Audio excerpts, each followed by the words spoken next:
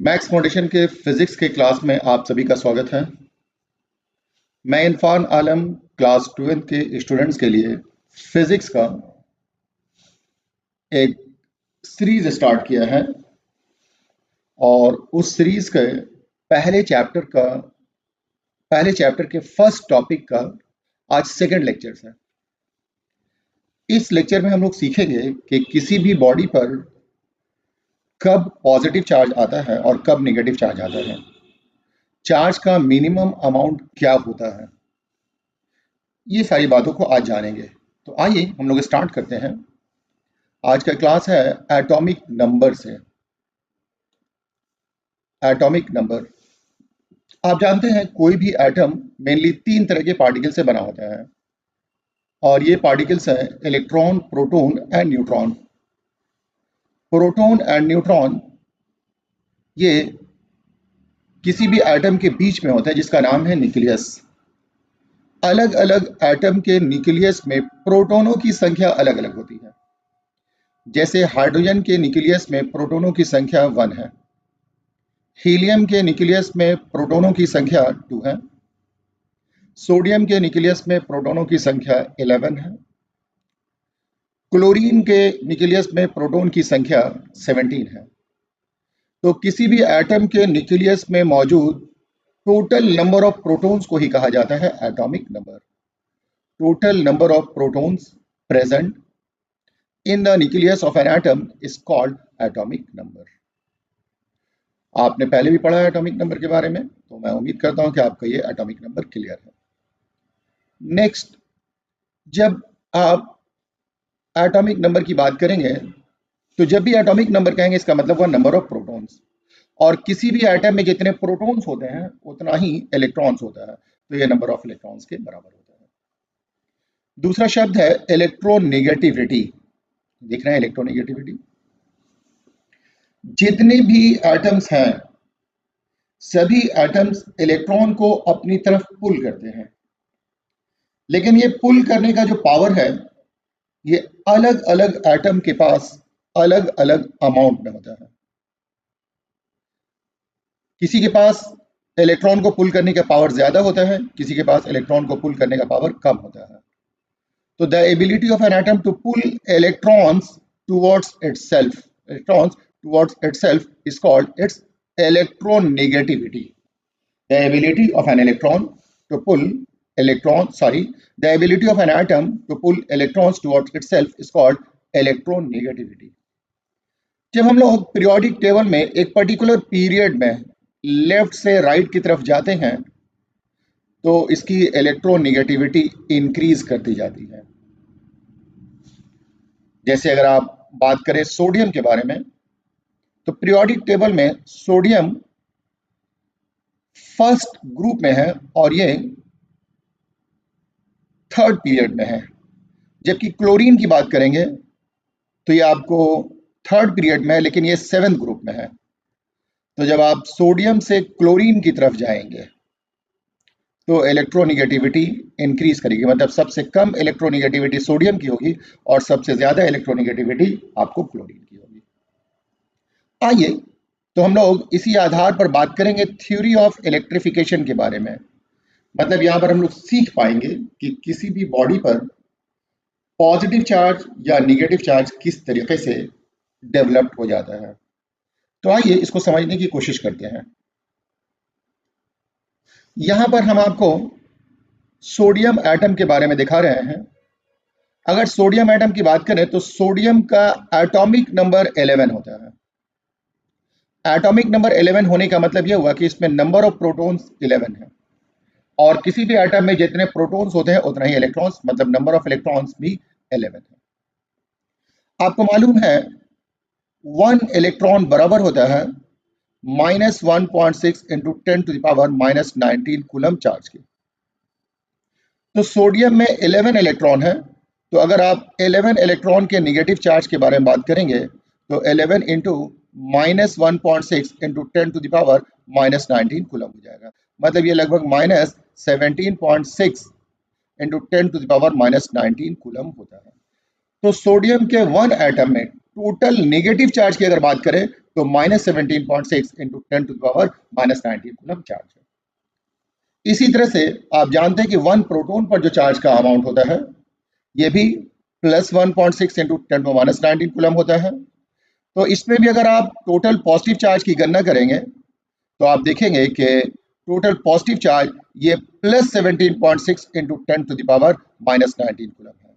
मतलब sodium atom में जितना पॉजिटिव चार्ज है सोडियम एटम में उतना ही नेगेटिव चार्ज होता है। तो फिर से हम एक बार बता रहे हैं कि अगर आप सोडियम एटम में नेगेटिव चार्ज की बात करेंगे तो -17.6 इंटू 10⁻⁻19 कूलम है, और अगर पॉजिटिव चार्ज की बात करेंगे तो +1.6 इंटू 10⁻⁻19 कूलम है। सॉरी, +17.6 इंटू 10⁻⁻19 कूलम है। जब इनका नेट चार्ज निकालेंगे तो नेट चार्ज 0 हो जाएगा। तो सोडियम एटम में नेट चार्ज 0 होता है। मैं समझता हूँ कि बात क्लियर हो गया। सोडियम में जितने इलेक्ट्रॉन उतना ही प्रोटॉन, जितना नेगेटिव चार्ज उतना ही पॉजिटिव चार्ज। तो अगर सोडियम एटम की बात करें तो इसमें नेट चार्ज 0 हो जाता है। किसी भी एटम में अगर नेट चार्ज 0 होगा तो वैसे एटम को इलेक्ट्रिकली न्यूट्रल कहा जाता है। तो सोडियम इलेक्ट्रिकली न्यूट्रल होता है। उसी तरह से अगर क्लोरीन की बात करेंगे तो क्लोरीन का एटॉमिक नंबर 17, मतलब नंबर ऑफ प्रोटॉन 17, मतलब नंबर ऑफ इलेक्ट्रॉन भी 17। जितना नेगेटिव चार्ज उतना ही पॉजिटिव चार्ज। तो नेट चार्ज अगर बात करें तो नेट चार्ज 0 हो जाएगा। तो सोडियम और क्लोरीन दोनों में नेट चार्ज 0 होता है। मतलब सोडियम भी इलेक्ट्रिकली न्यूट्रल है और क्लोरीन भी इलेक्ट्रिकली न्यूट्रल है। तो नेचर में पाए जाने वाले जितने भी एटम्स हैं या बॉडी है उसमें total number of electrons and total number of protons equal होता है। मतलब टोटल पॉजिटिव चार्ज बराबर होता है टोटल नेगेटिव चार्ज के। तो नेट चार्ज 0 हो जाता है, मतलब वो इलेक्ट्रिकली न्यूट्रल है। तो अब सवाल ये पैदा होता है कि ये चार्ज आता कहाँ से है। तो आइए इसको समझते हैं। अभी मैंने आपको बताया कि सोडियम की इलेक्ट्रोनेगेटिविटी क्लोरीन की तुलना में कम होती है। जब आप क्लोरीन को सोडियम के करीब लेकर के आते हैं तो क्लोरीन के पास इलेक्ट्रॉन को पुल करने का पावर सोडियम के कंपैरिजन में ज्यादा होता है। नतीजा, जब आप क्लोरीन को सोडियम के नजदीक लेकर के आएंगे तो ये क्लोरीन सोडियम के एक इलेक्ट्रॉन को अपनी तरफ खींच लेगा। ये आउटर मोस्ट ऑर्बिट में मौजूद इलेक्ट्रॉन अब सोडियम से क्लोरीन में चले जाएंगे। इस फेनोमेनन को कहा जाता है ट्रांसफर ऑफ इलेक्ट्रॉन्स। इलेक्ट्रॉन्स का ट्रांसफर हो गया, स्थानांतरण हो गया है ये सोडियम से क्लोरीन की ओर। तो अब अगर बात करें हम लोग सोडियम में नंबर ऑफ प्रोटॉन्स के बारे में, तो नंबर ऑफ प्रोटॉन्स तो 11 ही होंगे, लेकिन नंबर ऑफ इलेक्ट्रॉन्स जो है वो आपको 10 हो जाएंगे क्योंकि एक इलेक्ट्रॉन सोडियम से क्लोरीन में ट्रांसफर हो चुका है। यहां पर इलेक्ट्रॉन का लॉस हुआ है, इसे लॉस ऑफ इलेक्ट्रॉन कहते हैं। अगर इलेक्ट्रॉन के लॉस के बाद बात करें तो सोडियम में 11 प्रोटॉन लेकिन इलेक्ट्रॉन 10 है। तो 10 इलेक्ट्रॉन 10 प्रोटॉन को न्यूट्रल कर देंगे, लेकिन एक प्रोटॉन बचा रह जाएगा। एक बार फिर से समझते हैं। सोडियम में 10 इलेक्ट्रॉन और 11 प्रोटॉन है। अब सोडियम एटम में इलेक्ट्रॉन की संख्या प्रोटॉन की संख्या से कम है। अगर किसी एटम या बॉडी में number of electrons number of proton से कम हो तो ऐसे एटम या बॉडी को इलेक्ट्रॉन डेफिशिएंट कहा जाता है। तो सोडियम अब इलेक्ट्रॉन डेफिशिएंट हो गया। 10 इलेक्ट्रॉन 10 प्रोटॉन को न्यूट्रलाइज कर देगा, लेकिन एक प्रोटॉन न्यूट्रल होने से बच जाएगा, जिसके कारण सोडियम पर एक चार्ज उत्पन्न होगा और उस चार्ज का वैल्यू होगा +1.6 इंटू 10⁻⁻19 कूलम। तो आप देख रहे हैं कि किसी भी बॉडी पर पॉजिटिव चार्ज का आने का जो कारण है वो लॉस ऑफ इलेक्ट्रॉन है। अगर कोई भी एटम या बॉडी इलेक्ट्रॉन लॉस करता है तो उस पर पॉजिटिव चार्ज आ जाएगा। आइए अब क्लोरीन की बात करें।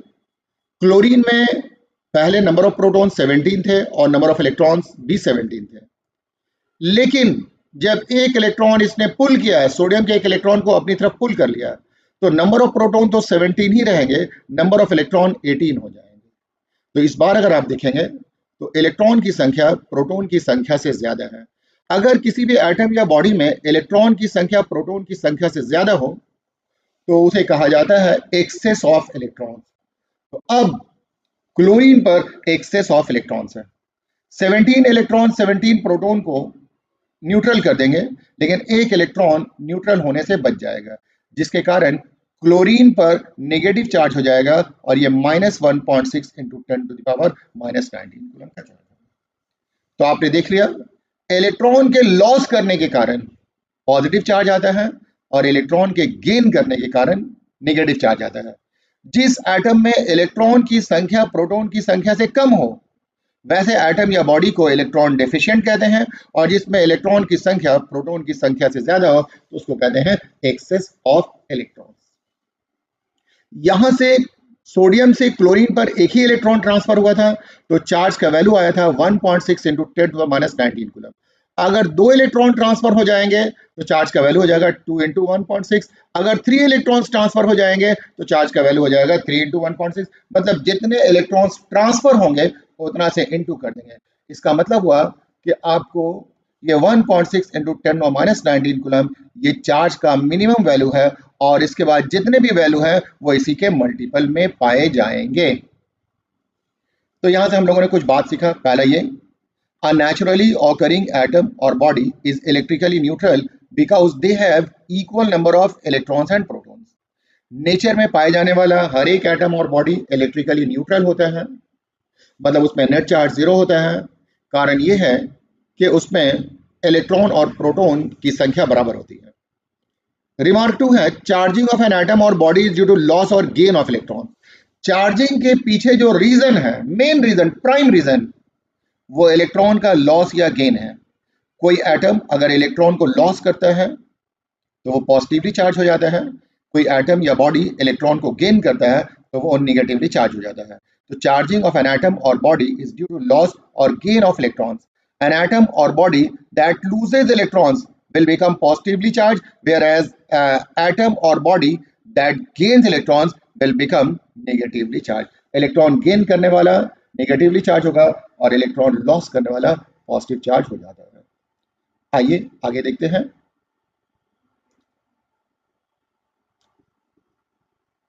रिमार्क 3 है, अभी हमने बताया आपको कि सोडियम इलेक्ट्रॉन डेफिशिएंट है और क्लोरीन में एक्सेस ऑफ इलेक्ट्रॉन है। तो चार्जिंग के पीछे जो कारण है वो access or deficiency of electrons भी हम लोग कह सकते हैं। तो charging of an atom or body is due to excess or deficiency of electrons.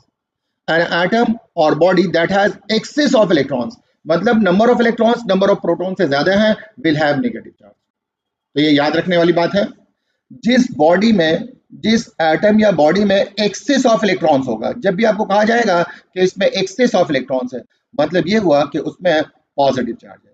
लेकिन इसके उल्टा, इसके जस्ट ऑपोजिट, जिस एटम या बॉडी में इलेक्ट्रॉन की कमी होगी उसे इलेक्ट्रॉन डेफिशिएंट कहा जाता है। यह है इलेक्ट्रॉन डेफिशिएंट, और ये था excess of electron. Excess of electron होने पर नेगेटिव चार्ज होगा और इलेक्ट्रॉन डेफिशिएंट होने पर पॉजिटिव चार्ज होगा। The property that differentiates two types of charge is called polarity of charge. हमने बताया कि वो प्रॉपर्टी जो दो तरह के चार्ज के बीच डिफरेंस बताती है उसे कहा जाता है polarity of charge. नेक्स्ट है, the minimum possible value of charge is 1.6 into 10⁻⁻19 coulomb. मैंने पहले भी आपको बता दिया था कि चार्ज का सबसे कम वैल्यू 1.6 into 10⁻⁻19 कूलम होता है, जो 1 इलेक्ट्रॉन के लॉस या गेन करने की वजह से जाना जाता है।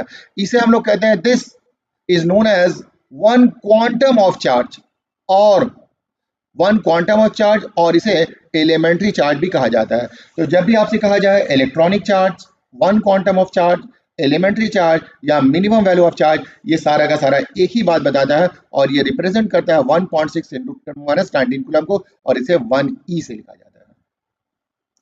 जितने भी चार्जेस हैं वो इसी मिनिमम वैल्यू ऑफ चार्ज के मल्टीपल में आते हैं। All other charges are integral multiple of this minimum value of charge. इस नेचर को क्वांटम नेचर ऑफ चार्ज कहा जाता है। अब आप देखेंगे, सोडियम ने इलेक्ट्रॉन लॉस किया है, तो जब भी कोई बॉडी कुछ लॉस करता है, इलेक्ट्रॉन का कुछ मास है, ये सोडियम था, और सोडियम से इलेक्ट्रॉन क्लोरीन की तरफ ट्रांसफर हो गया। तो सोडियम ने इलेक्ट्रॉन लॉस किया, इसके वजह से सोडियम का मास घट जाएगा, और क्लोरीन ने इलेक्ट्रॉन गेन किया है तो क्लोरीन का मास बढ़ जाएगा। लेकिन होता क्या है कि इलेक्ट्रॉन का मास नेग्लिजिबली स्मॉल है, तो यह इंक्रीज या डिक्रीज जो होता है वो नेग्लिजिबली स्मॉल होता है। इस वजह कर हम लोग इसे नज़रअंदाज कर देते हैं, इसे इग्नोर कर देते हैं। देयर इज लिखा हुआ है, there is slightly decrease in mass of atom or body that loses electrons but slightly increase in mass of atom or body that gains electrons. Hence, due to charging, mass of body may increase or decrease. अगर हम लोग charge करते हैं तो charge करने के कारण मास घट भी सकता है और मास बढ़ भी सकता है। अगर कोई इलेक्ट्रॉन लॉस करेगा तो मास घट जाएगा और इलेक्ट्रॉन गेन करेगा तो उसका मास बढ़ जाएगा। तो ये था लेक्चर नंबर 2 का, आपको लेक्चर नंबर 2 का कॉन्सेप्ट मैंने आपको दिया है, जिसमें मैंने आपको सिखाया कि एटॉमिक नंबर क्या होता है, इलेक्ट्रॉन नेगेटिविटी क्या है, फिर मैंने आपको बताया कि किसी भी बॉडी पर पॉजिटिव चार्ज कब आता है और नेगेटिव चार्ज कब आता है। बाय नेचर सारे के सारे बॉडी इलेक्ट्रिकली न्यूट्रल होते हैं, लेकिन जब कोई बॉडी इलेक्ट्रॉन लॉस करता है तो उसमें डिफिशियंसी ऑफ इलेक्ट्रॉन क्रिएट हो जाता है और पॉजिटिव चार्ज आ जाता है। कोई बॉडी इलेक्ट्रॉन गेन करता है तो उसमें एक्सेस ऑफ इलेक्ट्रॉन्स होता है और उसमें नेगेटिव चार्ज आ जाता है। चार्ज का मिनिमम वैल्यू 1.6 इंटू 10⁻⁹ कूलम होता है और इसे 1 क्वांटम ऑफ चार्ज या एलिमेंट्री चार्ज भी कहा जाता है। चार्जिंग के कारण बॉडी का मास इंक्रीज भी कर सकता है और डिक्रीज भी कर सकता है। तो ये कुछ बातें थी जो आपने यहाँ पर सीखा है। आइए तो हम लोग लेक्चर नंबर 2 से संबंधित कुछ बेसिक्स लेवल के मल्टीपल चॉइस क्वेश्चन से इसे देखते हैं। मैं उम्मीद करता हूं कि आप इस का आंसर ज़रूर हमारे व्हाट्सएप नंबर पर फॉरवर्ड कर देंगे, तो मैं चेक करके आपको बता दूंगा कि आपका आंसर राइट है या रॉन्ग है। तो स्टार्ट करते हैं हम लोग यहाँ से। Charging of an atom or body is due to excess or deficiency of. मैंने आपको बता दिया कि किसी भी बॉडी पर चार्ज का होना या तो एक्सेस की वजह से होता है या डिफिशियंसी की वजह से होता है। तो किस चीज़ के एक्सेस की वजह से होता है या किस चीज़ के डिफिशियंसी की वजह से होता है? ऑप्शन दिया हुआ है इलेक्ट्रॉन ओनली, दूसरा है प्रोटॉन ओनली, तीसरा है इलेक्ट्रॉन और प्रोटॉन दोनों हो सकता है, और चौथा है नन। तो कौन सा मोस्ट सुटेबल आंसर है आपको उसे लिखना है। Which is possible value of charge. मैंने आपको बताया था कि चार्ज का सबसे कम वैल्यू 1.6 इंटू 10⁻⁹ कूलम होता है। बाकिया जो वैल्यूज हैं ये 1.6 इंटू 10⁻⁹ कूलम के मल्टीपल में होते हैं। तो आप देख लें कि इसमें कौन सा आंसर है जो कि 1.6 इंटू 10⁻⁹ के मल्टीपल में, जो 1.6 इंटू 10⁻⁹ के मल्टीपल में होगा वही चार्ज का पॉसिबल वैल्यू होगा। पहला दिया हुआ है 2.4, दूसरा है 3.6, चौथा है 4.8 और पांचवा है 5.4। उसके बाद है a body can be positively charge. किसी बॉडी पर पॉजिटिव चार्ज देना है हम लोगों को तो क्या करना होगा? उसमें electron only by losing loosely bound electrons. वो बॉडी पॉजिटिवली चार्ज तभी हो सकता है जब वो अपने लूजली बाउंड इलेक्ट्रॉन को लॉस करेगा। Only by losing tightly bound electrons, वो टाइटली बाउंड इलेक्ट्रॉन्स को लूज करेगा तभी होगा। Only by gaining electrons, body पर पॉजिटिव चार्ज तभी आएगा जब वो इलेक्ट्रॉन्स को गेन करेगा। Only gaining by protons. तो इसमें कौन सा करेक्ट आंसर है वो आंसर आपको चूज करना है।